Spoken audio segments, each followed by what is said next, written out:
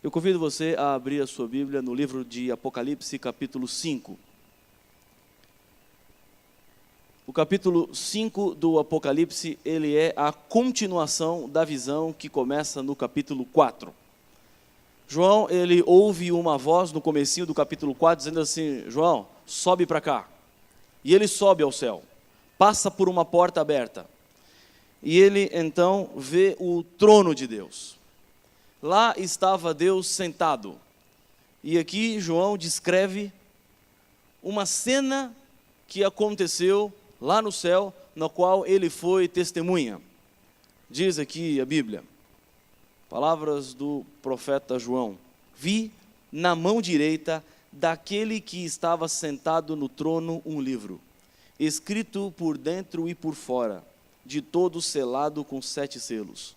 Vi também um anjo forte, que proclamava em grande voz: quem é digno de abrir o livro e de lhe desatar os selos? Ora, nem no céu, nem sobre a terra, nem debaixo da terra, ninguém podia abrir o livro, nem mesmo olhar para ele. E eu chorava muito, porque ninguém foi achado digno de abrir o livro, nem mesmo de olhar para ele. Todavia, um dos anciãos me disse: não chores.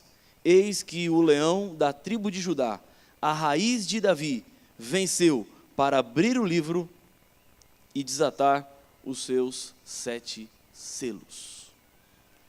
Esta cena, ela ocorre diante dos olhos de João, e aqui está estampada a razão pela qual eu e você estamos hoje à noite aqui nesta igreja. O começo da visão começa com Deus, com o livro nas mãos, e a pergunta é: quem pode abrir o livro? O próprio anjo que pergunta diz assim: ninguém.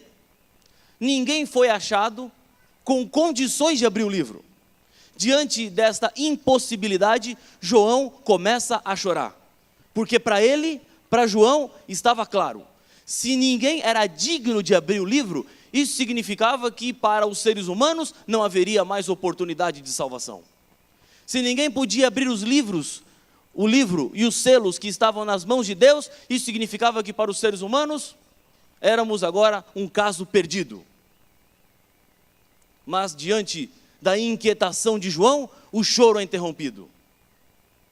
João, não chore, porque embora não exista nenhum ser humano capaz de abrir o livro, em outras palavras, capaz de salvar o ser humano, há alguém que pode salvar os seres humanos. E Jesus se apresenta. O leão, o cordeiro, símbolos aparentemente antagônicos, mas que revelam quem é Jesus, seu caráter, sua essência.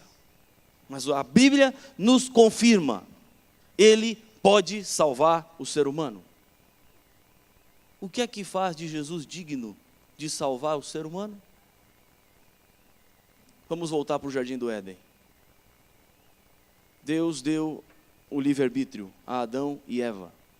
E esse livre-arbítrio implicava em escolhas com possibilidades.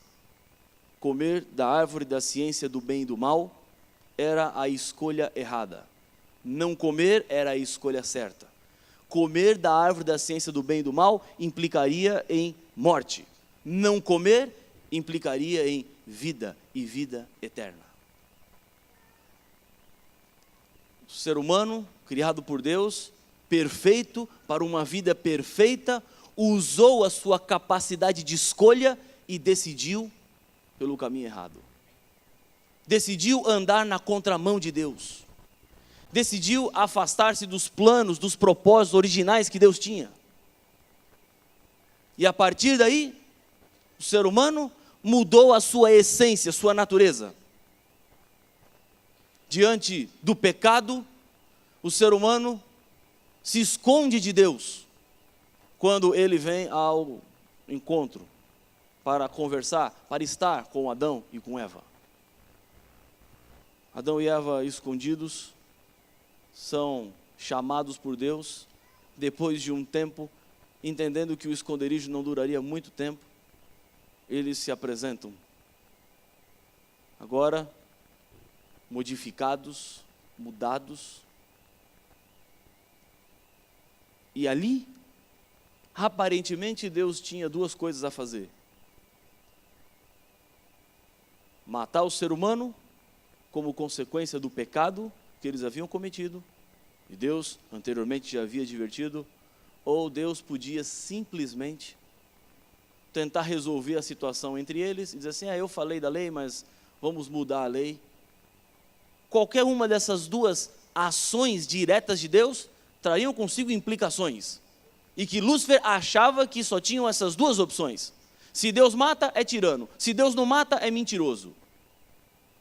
Se Deus mata, ele não espera a obediência por amor, mas por medo. Se Deus não mata, ele é um Deus que não dá para se confiar. Mas diante dessas duas possibilidades, o Senhor Jesus entra nessa história como uma terceira possibilidade.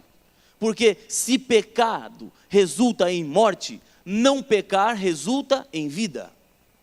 Se quem peca morre, quem não peca não morre.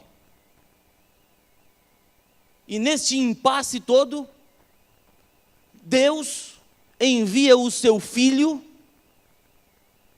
como o resgate, aquele que viria para tirar o ser humano da situação pecaminosa no qual ele se encontra e encontrava. A vida de Jesus Cristo nesta terra não foi uma vida como um jogo de cartas marcadas. Eu quero dizer com isso que o plano da salvação poderia ter dado errado. Jesus poderia ter pecado, mas ele não pecou. Nele não se achou dolo algum. Por isso, a vitória de Cristo Jesus garantiu a ele o direito da vida eterna. Mas mesmo com o direito garantido da vida eterna, Jesus Cristo morreu. Morte, lembre-se, é consequência de pecado, e Jesus não tinha pecado, portanto não tinha que morrer. Mas a morte que Jesus escolheu passar era a morte que todos os seres humanos pecadores deveriam passar. A morte na qual eu sou merecedor, porque eu sou pecador, eu pequei. O meu pecado me leva naturalmente à destruição. Mas hoje, diante do Pai, acabamos de ler na Bíblia, Jesus Cristo aparece como aquele que pode salvar o ser humano. Porque a vida de Cristo é agora a minha vida, a sua vida. E não uma vida meramente passageira e terrena, mas a vida eterna. E a morte, que é minha por causa do meu pecado, eu agora posso lançá-la nos ombros de Deus, diante de Jesus. E Jesus passa por mim. Ele sofre por mim. Este plano da salvação, de resgate, ele pode ser ilustrado de diversas maneiras. Mas deixa eu lhe contar uma história que vivi há alguns dias atrás. Eu estava voltando de São José dos Campos para São Paulo. E na estrada, na altura de Jacareí, o meu celular tocou e eu fiz uma contravenção da lei de trânsito. Eu peguei o celular e atendi. E fiquei conversando e dirigindo ao mesmo tempo. Não façam isso. Vocês vão entender por que vocês não têm que fazer isso. E eu fiquei entretido com a conversa, resolvendo um problema, e eu não percebi que na altura de Guararema, onde existe a Polícia Federal Rodoviária, estava tendo um comando policial. E eu vim no tráfego normal da estrada, dei uma diminuída na velocidade, porque sabia que lá tinha polícia, mas não foi o suficiente, porque naquele dia eles estavam estreitando a pista, parando alguns carros, e quando eu me dei por conta, eu estava numa velocidade muito acima daquela que eu deveria estar. E eu ia bater no carro da frente, na frente do comando da polícia. pisei no freio, as rodas do carro travaram, isso tudo muito rápido, e o carro ia em direção ao carro da frente, quando eu olhei pelo retrovisor, e numa fração de segundo, joguei o carro para a direita, para o acostamento, e quando o carro foi para o acostamento, tinha um policial no meio do acostamento. Na hora que o carro foi para o acostamento, o policial que estava fazendo o comando, ele pulou e rolou na grama. Ele foi rápido. Eu travei o carro, parou o carro, eu estava tremendo, o celular já tinha jogado longe, assustado, desesperado do que tinha acontecido. O pânico tomou conta de mim. De repente, o policial se levanta. E quando eu olhei para o lado, o policial tinha se levantado mais ou menos na minha altura, assim. E se eu o tivesse atropelado, teria sido forte o atropelamento. Nesse instante, diante da situação que eu estava vivendo, diante do desespero vivido, eu comecei a pensar um monte de coisa, e a primeira impressão que eu tive, a reação, foi que eu seria preso. Eu falei assim, eu vou ser preso. E já comecei a imaginar, bom, vou ter direito a um telefonema. E eu pensei, ou eu ligo para minha esposa, ou vou ligar para o pastor Domingos, eu não sei para quem. Eu vou ter que ligar para um dos dois, alguém vai ter que me ajudar numa situação dessa. Porque eu falei assim, eu vou ser preso. E eu tentei puxar na memória se eu já tinha ouvido a história de alguém que fez alguma coisa parecida e não via ninguém. Tinha alguém que quase atropelou um policial numa rodovia, no comando. Não tinha ninguém. As pernas tremiam, a mão tremia, o lábio tremia, assustado. O policial levantou, deu uma arrumada na farda dele. E era um descendente de japonês, alto. Esses dias eu passei lá, ele estava lá de novo. Mas eu passei devagar nessa vez. E ele veio, eu baixei o vidro, e a minha primeira reação foi pedir desculpas. Do jeito que eu estava ali, eu estava pedindo perdão para todo mundo. Quem aparecesse. E quando ele chegou, ele olhou para mim e falou, seu guarda, por favor, o senhor me perdoa, seu guarda. Olha, o senhor me perdoa, eu quase atropelei o senhor se jogou ali, eu tô desesperado, seu guarda. Eu estou assustado do que eu fiz. Ele, senhor, o documento do carro. Aí eu falei, não, seu guarda, eu vou dar o documento do carro, mas eu quero que o senhor primeiro me perdoe. O senhor me perdoa, seu guarda? Olha, eu não tenho um ponto na carteira, o senhor pode olhar, pode puxar. Isso aí foi um deslize, foi um erro, mas eu quero que o senhor me perdoe. Ele, senhor, o documento do carro. Eu falei, não, seu guarda, eu vou dar. Aí peguei o documento do carro. Antes de entregar, mais um pedido de perdão, né? Porque eu estava no desespero. Seu guarda, me perdoa, seu guarda. Eu estou constrangido, eu quero só que o senhor diga que eu estou perdoado por ter quase matado o senhor. Ele pegou o documento e não falou nada. Aí eu voltei a ficar pensando na chegada na delegacia, boletim de ocorrência. Como é que seriam os trâmites próximos disso? Ele olhou a placa do carro de trás e ele nem passou pelo meu lado, ele passou pelo outro para olhar da frente. Foi para a placa da frente, conferiu, e eu dentro do carro olhando para ele conferindo a placa com o meu documento. Ele voltou e falou assim, Sr. Rafael, o senhor vai ser autuado. Eu confesso a vocês que quando eu ouvi a palavra autuado, eu fiquei aliviado. Eu falei, para quem estava achando que ia ser preso, autuado já é um bom negócio. Já é uma coisa menor. Eu falei, não, senhor guarda, tudo bem. Se o senhor vai me autuar, não tem problema. Eu fiz mesmo, o senhor tem que me autuar, mas eu quero que o senhor me perdoe. Ele falou assim, senhor Rafael, eu vou fazer suas autuações. Ele falou assim, são 3 autuações. Eu falei, 3? Ele falou assim, é. Ele falou assim, a primeira, o senhor estava dirigindo com falta de atenção. A segunda, o senhor desrespeitou o bloqueio policial. E a terceira, o senhor não respeitou aquela placa de 40 km por hora que está colocada lá. E ele saiu. E eu pensei assim, é porque ele não viu o celular, porque senão seriam 4, né? Mas 3 multas. Obviamente, tudo infração gravíssima. E eu que não tinha ponto nenhum, já ia para 21. Só nesse lance. O policial foi lá para casa lá da polícia. Não deu nem 30 segundos, ele voltou. E veio ao meu encontro, ficou assim uns 3 metros para trás do carro, falou assim, ele deu uma subida, eu olhei, ele falou assim, liga o carro e vem o carro para trás.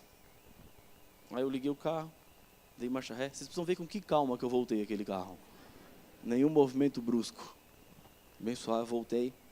Ele, com óculos escuros, falou assim, seu Rafael, deixa eu lhe dizer algumas coisas. Já viram o pastor ouvindo sermão? Era eu na estrada lá. E ele falou, seu Rafael, é o seguinte, quando o senhor passar aqui é uma região da polícia, o senhor, por favor, diminua a velocidade do seu carro. Eu falei, tá bom, seu guarda. Ele falou assim, outra coisa, aquela placa de 40 km que está ali, não é enfeite. Quando ela estiver lá, o senhor ande a 40 km por hora. Tá bom, senhor? E ele foi falando lá os pontos, e eu fui, tá bom, tá certo, entendi. Ok, é isso mesmo. Ele falou assim, e tem mais uma coisa que eu quero lhe dizer. Eu falei, pois não? Ele falou assim, eu não vou lhe multar hoje, pode ir embora. Eu falei, o quê? Não, eu não vou lhe multar. Nessa hora eu nem perguntei mais se ele tinha me perdoado, porque devolveu o documento e a carteira, eu falei assim, não, estou perdoado. Eu peguei a carteira, o documento, botei do lado, agradeci, falei, obrigado, seu guarda, que Deus abençoe o senhor. Liguei o carro e fui embora. Primeiro posto de gasolina que tinha, eu parei e encostei. Aí eu fui tentar jogar água um pouco no rosto, dar uma acalmada, porque eu ainda estava muito tenso diante de tudo aquilo que eu tinha vivido. De quase ter matado o guarda, não, quase batido o carro, quase matado o guarda, quase preso, quase multado, quase sem carteira, eu saí sem nada. Foi tudo quase. E aí quando eu estava lá no posto de gasolina, comecei a refletir um pouco na história e percebi, não em todos os aspectos, mas há uma similaridade entre essa história e o plano da salvação. Vou lhe explicar. Eu cometi 4 infrações de trânsito. Eu era culpado. Eu tinha que ser multado. Eu tinha que pagar. Eu tinha que perder minha carteira. Mas o policial, a autoridade, me inocentou. E ele disse que eu não era mais culpado, mesmo sendo culpado. As consequências do meu erro foram tiradas.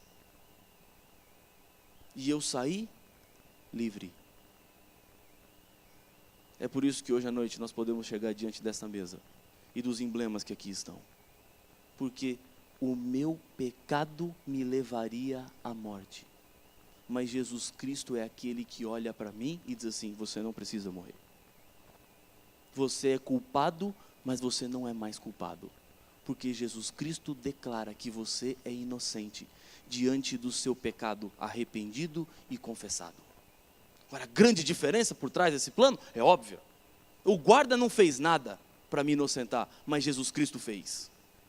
Ele foi à cruz, ele pagou o preço, ele pagou a multa, para que hoje eu e você pudéssemos ter e encontrar salvação.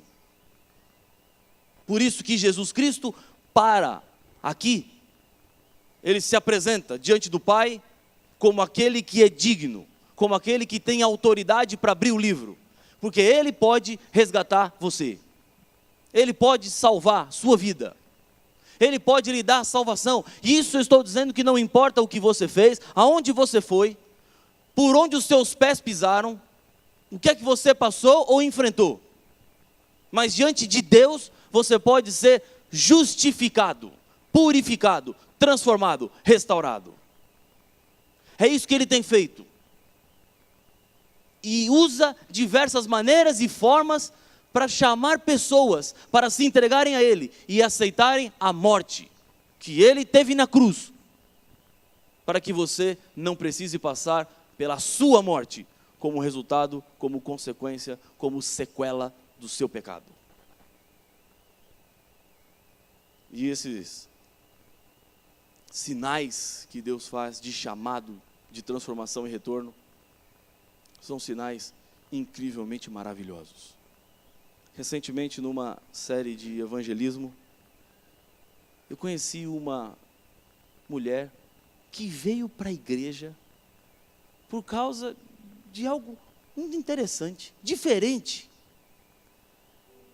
ela estava na casa dela, estudando a Bíblia, acompanhando alguns programas na televisão, religiosos, ouvindo, entendendo mais do amor de Deus, compreendendo mais da verdade de Deus. E veja como Deus faz as coisas, de maneira impressionante. Ela, diante de tanta informação, não sabia bem ao certo qual era o caminho, qual era a decisão que ela ia tomar. E numa noite, ela ajoelhou-se na beira da sua cama e disse assim: Senhor, eu quero lhe encontrar. Por favor, me mostre o caminho, me dê a direção. Onde eu devo buscá-lo? Uma oração sincera, um pedido sincero, uma súplica sincera. Lidiane deitou na cama e dormiu. No meio da madrugada, ela acordou. E no sonho que ela teve, ela sonhou com o nome de uma rua e um número. E ela achou estranho. Que sonho estranho. E por ter sido estranho lembrar-se não do sonho, mas do nome da rua e do número, ela pegou um papel e escreveu o nome da rua e o número. E deixou em cima do seu criado, mudo, do lado da cama. E voltou a dormir. Na manhã seguinte, ela levou os filhos à escola. E ao monitor, ao segurança que fica na porta da escola, ela perguntou assim: você sabe onde fica essa rua aqui? E ele falou assim: eu sei. Onde é que é? Não, essa rua fica aqui perto. Ela falou assim: onde é que é? Ele falou assim: não, é algumas ruas aqui para trás. E explicou para ela. E ela já começou a achar mais engraçada essa história ainda. Ela sonha com o nome de uma rua, e essa rua é no bairro que ela mora, mas ainda ela não tinha feito a conexão daquele endereço com a oração. Os filhos na escola, ela foi à rua. Ficou curiosa para saber o que estava por trás daquele endereço. Chegou à rua, procurou o número e encontrou o número. E quando ela parou na frente da igreja, ela viu uma placa escrito Igreja Adventista do Sétimo Dia. Lá tinha uma faixa convidando para uma série de evangelismo que eu estava fazendo naquela igreja. E naquela noite ela veio pela primeira vez. E conversando com ela na porta, eu perguntei assim: como é que a senhora veio aqui para a igreja? Quem lhe convidou? Aí ela falou assim: pastor, eu orei ontem à noite e pedi que Deus me ajudasse a achar o caminho para encontrá-lo. E eu sonhei com esse endereço. Então eu posso dizer, pastor, que quem me trouxe aqui foi o próprio Deus.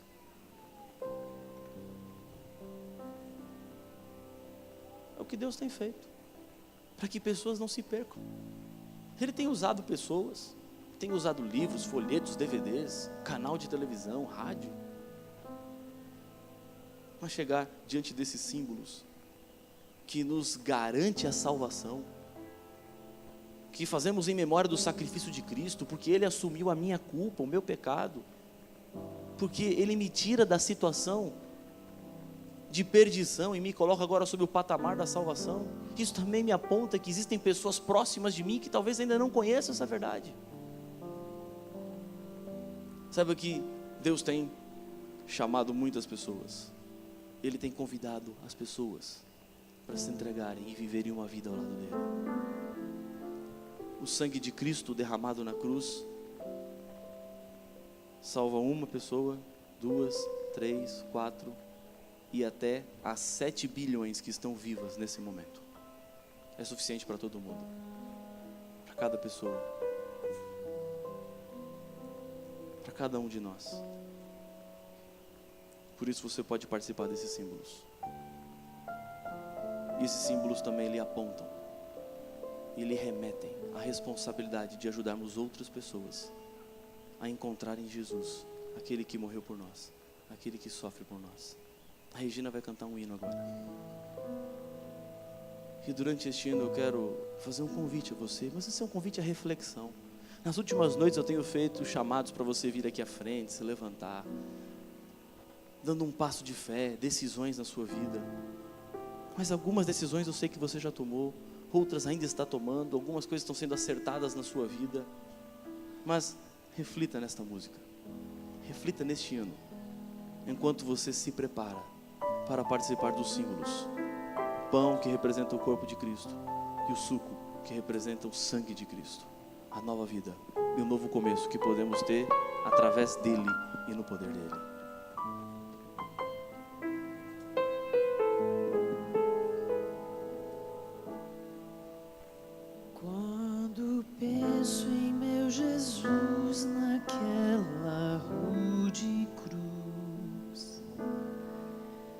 Eu me pergunto por que foi preciso tanta dor. Não poderia o Pai mandar bilhões dos anjos seus e num momento destruir soldados vivos.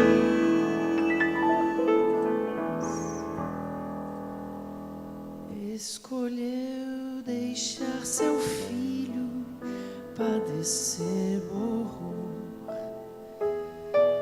acusações que ferem mais do que açoites mil.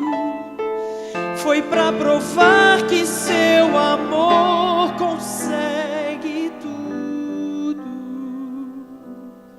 que para salvar os mundos Ele é capaz de tudo.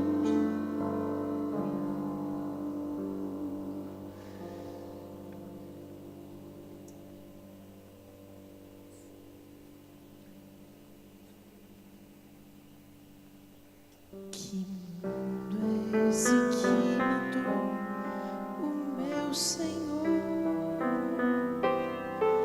Que mundo é esse que me faz pecar? É o mesmo que me arrasta pela escuridão, que engana e que me afasta de Jesus. Quando penso em quão distante estou do meu Jesus,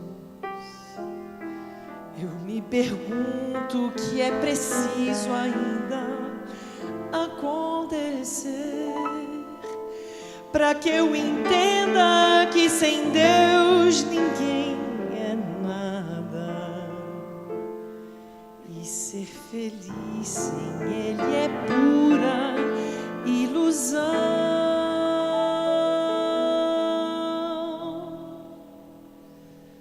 Uma vida vitoriosa quero alcançar, crescer na graça e no poder que Cristo pode dar, mostrando ao mundo que o amor consegue tudo, mudar um ímpio e por fim torná-lo puro.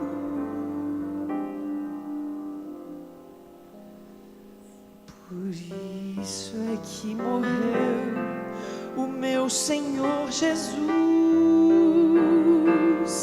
Por isso é que sofreu sem reclamar. Seu sangue tem poder para transformar meu ser. Sua morte pode vida oferecer.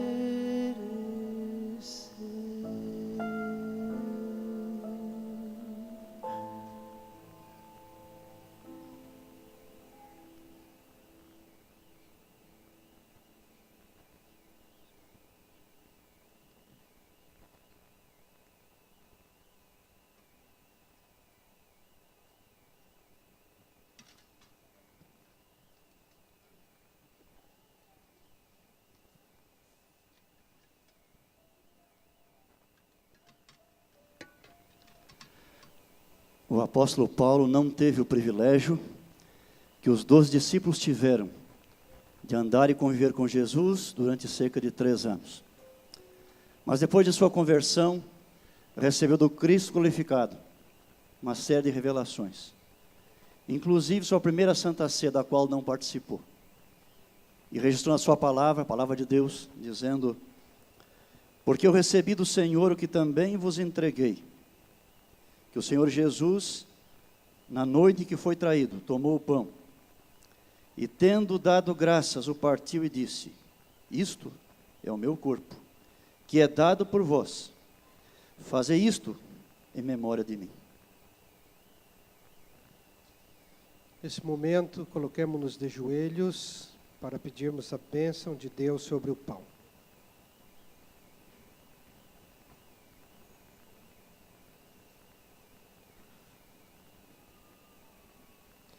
Santo Pai, agora nos prostramos diante de Ti para agradecer-te pela dádiva de Cristo Jesus, o Cordeiro de Deus que enviaste a este mundo. Para agradecer-te pelo dom do Espírito Santo que dirigiu, orientou e guiou o Teu Filho aqui na terra, nos anos que aqui viveu. Para agradecer-te pela morte do Senhor Jesus, pela maneira como Ele venceu o pecado, por ter vencido a Satanás definitivamente e por ter vencido a morte na ressurreição. E agora, pelo símbolo que nos dás através do pão, o pão sem fermento, o pão que lembra o pão que desceu do céu, Teu Filho Jesus. E nesse momento rogamos-te que abençoes este pão do qual iremos participar, para que ele seja exclusivamente usado na ceia do Senhor aqui, ou onde os Teus servos levarem para pessoas enfermas que não podem estar aqui hoje. E que ao comer este pão, nós o façamos com expressão de gratidão, de entrega, de aceitação, por Jesus ter pago os nossos pecados, a nossa dívida, e ter feito propiciação por nós. Aceita a nossa entrega e Te louvamos pela maravilhosa salvação oferecida em Cristo Jesus. E nós aceitamos a Jesus como nosso Salvador e Senhor nesta noite, em nome do Senhor Jesus. Amém, Senhor.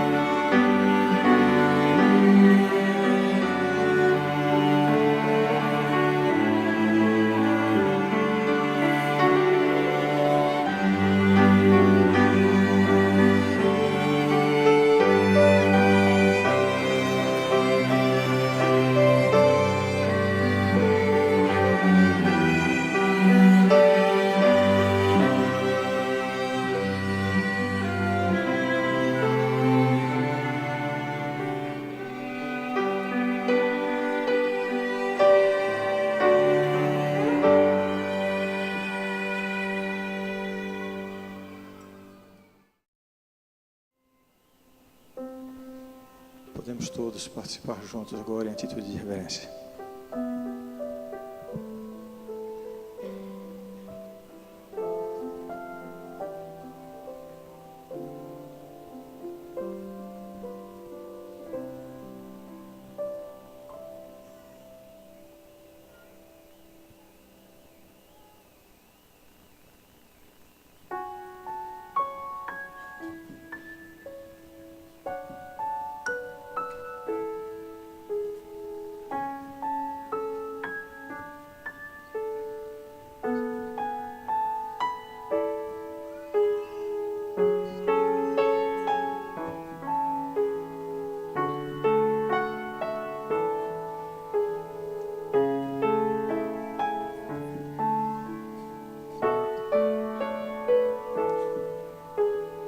Vê Jesus sozinho a orar, de seus lábios brota um clamor. Não quero beber desse cálice, ó Pai. No entanto, se faça o teu querer. Não havia ninguém para lhe estender a mão e ajudá-lo a suportar tamanha provação. Vê Jesus lá no Getsemane a orar, e o seu suor em sangue se tornar tão sozinho a lutar contra o mal. Vê a multidão cruel se aproximar e o seu mais fiel discípulo negar. Vê Pilatos e a sentença fatal.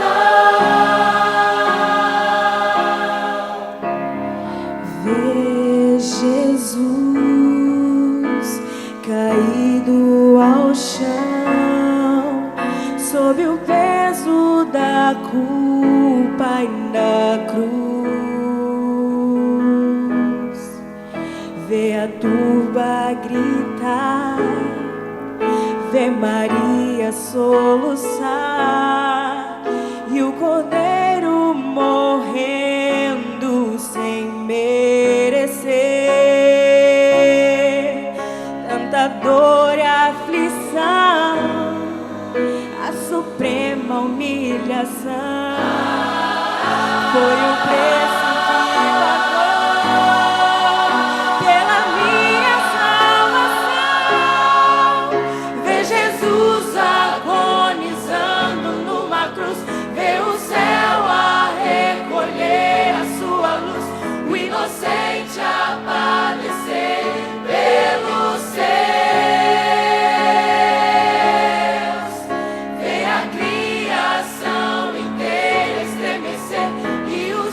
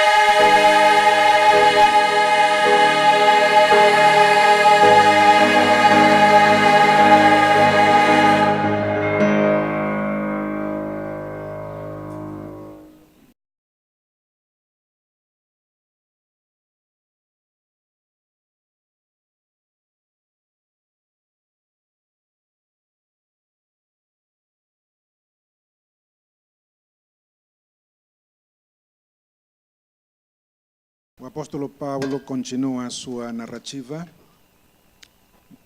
nas seguintes palavras: de modo semelhante, depois de haver ceado, tomou também o cálice, dizendo: este cálice é a nova aliança no meu sangue.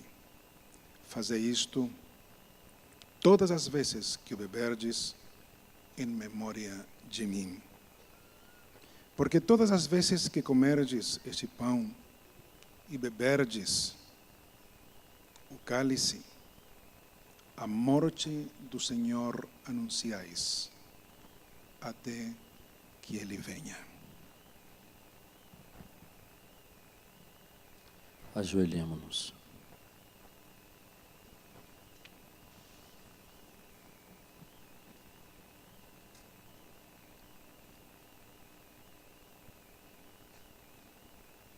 Grande Deus, o nosso Pai, nosso Criador, obrigado por ter enviado Jesus para morrer em nosso lugar. Aqui estamos numa caminhada em que se tornou uma jornada à espera do melhor, e o melhor é a volta de teu Filho Jesus.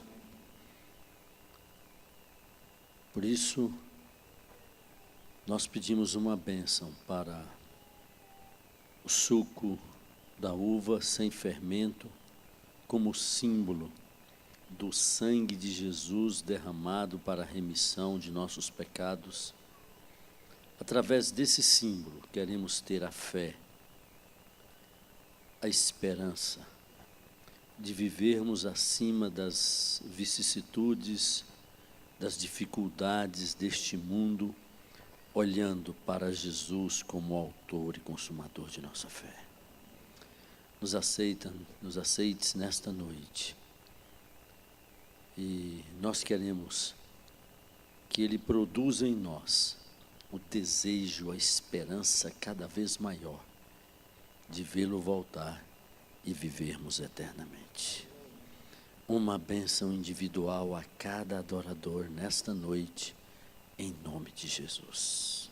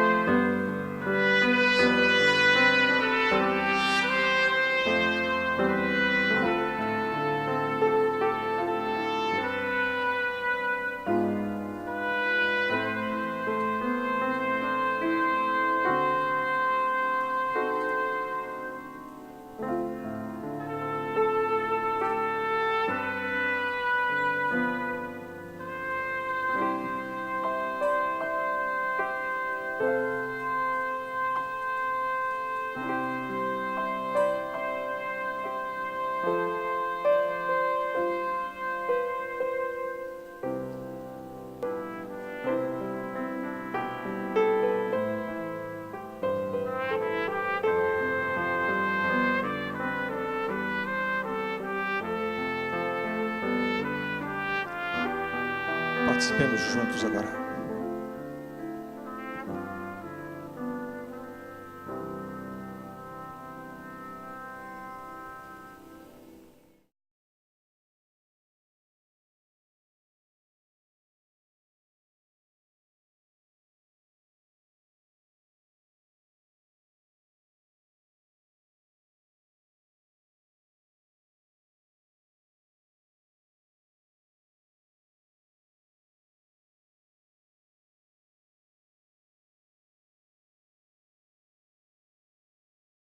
Jesus participou com seus discípulos daquela ceia naquela noite.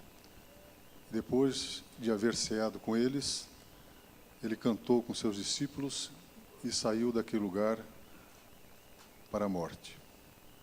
Hoje nós participamos desta ceia. Vamos cantar um cântico também. E vamos sair daqui para a vida. Porque, de acordo com João, aquele que crê no Filho tem a vida eterna. Vamos cantar um gozo no coração, o cântico que fala, foi por você também. Cante como se você estivesse cantando para alguém.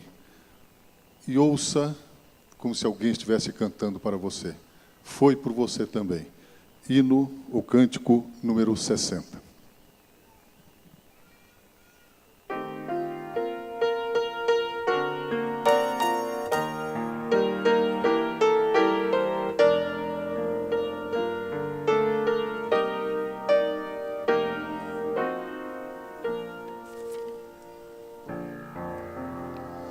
Foi por você também, foi por você também que Jesus se entregou. Vejo os cravos a rasgar suas mãos e pés sem par. Foi por você também que Jesus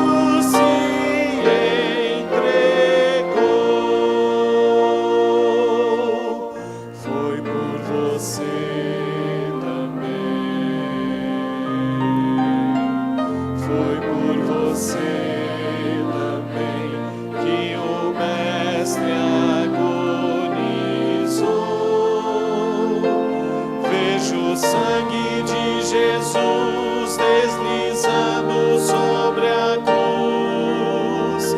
Foi por você também que o Mestre agonizou.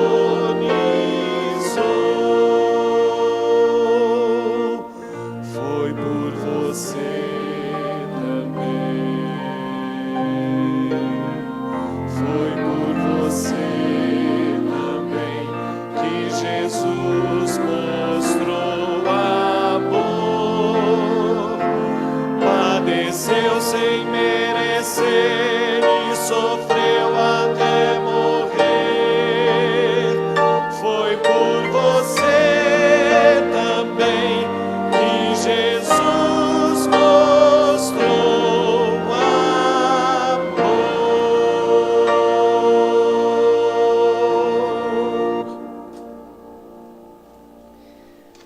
Curve a sua cabeça para a bênção sacerdotal. O Senhor te abençoe e te guarde.